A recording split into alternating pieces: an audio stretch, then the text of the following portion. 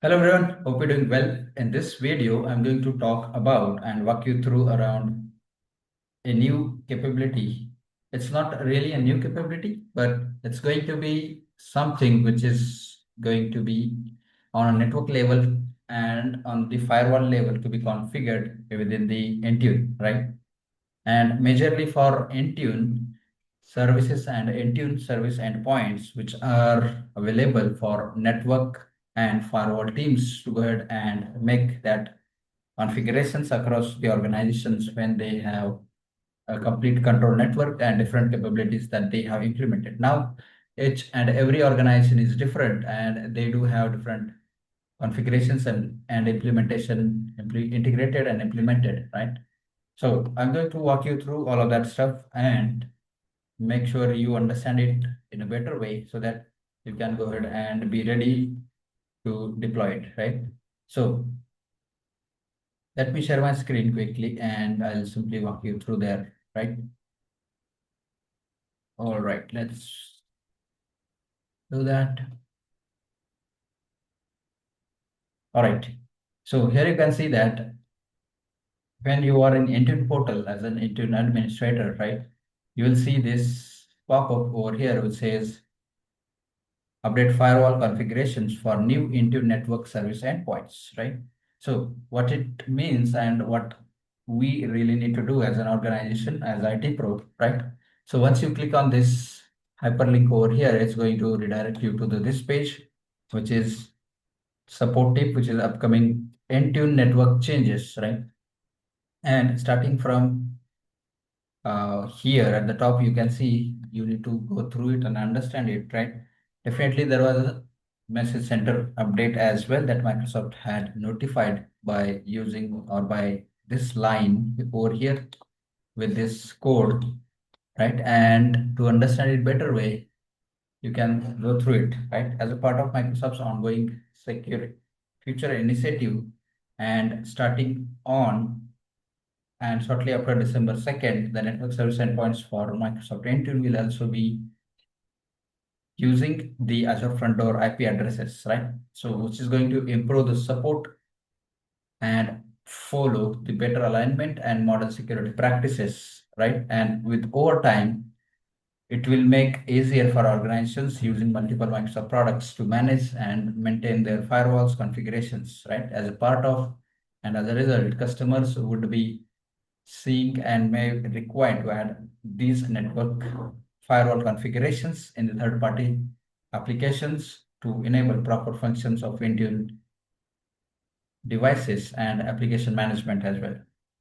Right now, this may change or this will affect the customers using firewall allow list that allows outbound traffic based on IP addresses or Azure service tags. Right, that is why there are certain areas that each and every customer or the organizations who are following all of that configurations definitely should be going through this and understand what they have configured, what they have set up, and basis on that, they should be going ahead and taking the appropriate actions, right?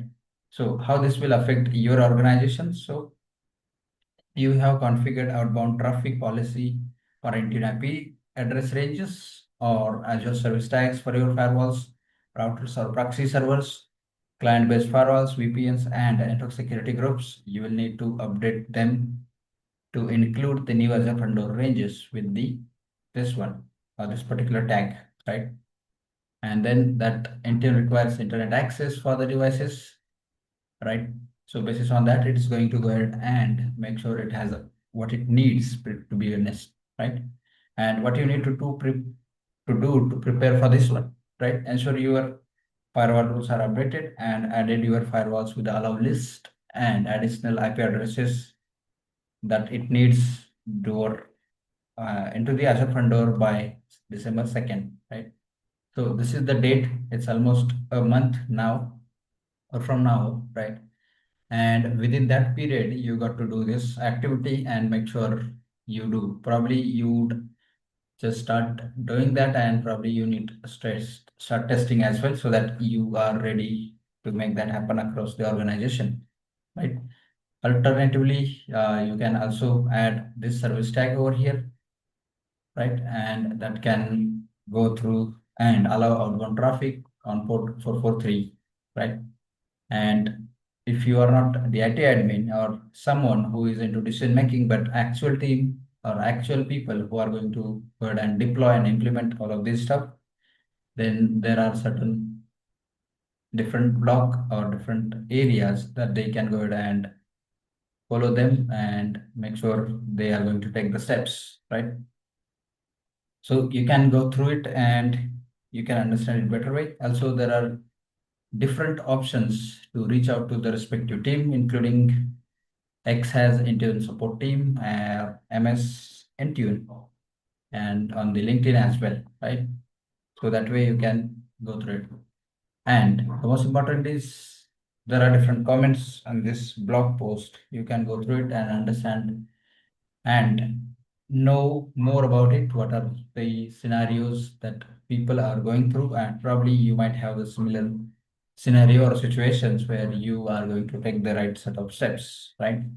So that's how it is going to be. And these are the different documents, including Azure Service Tax Overview for virtual networks, then Intune Core Service, Endpoints. Over here, you can see Intune Client and Host Services, right? Then the network endpoints, use government endpoints for Intune. So this is for GCC and especially for US governments, right? And based on that, you can go ahead and do the appropriate configurations, right? So that is what it is going to be. And this is very important part of Intune when it comes to aligning and managing and doing the device management and appropriate end user support as well, right? So that is what I wanted to show you and walk you through and make you understand about this one. Definitely, this is something which not every organization is going to do because, as I said, every organization is different, unique, and they are following certain areas or different areas that they are going to do or they should be doing it, right? So, yeah, that's all for this video. Let me know if you have any questions, any doubts, anything that you wanted to know and understand and learn from this one, or anything or any topic that you wanted to know more, right? So, I'll be happy to answer them and would also create another video on each of them, right? So, yeah, that's all on this. Thanks for watching and bye for now.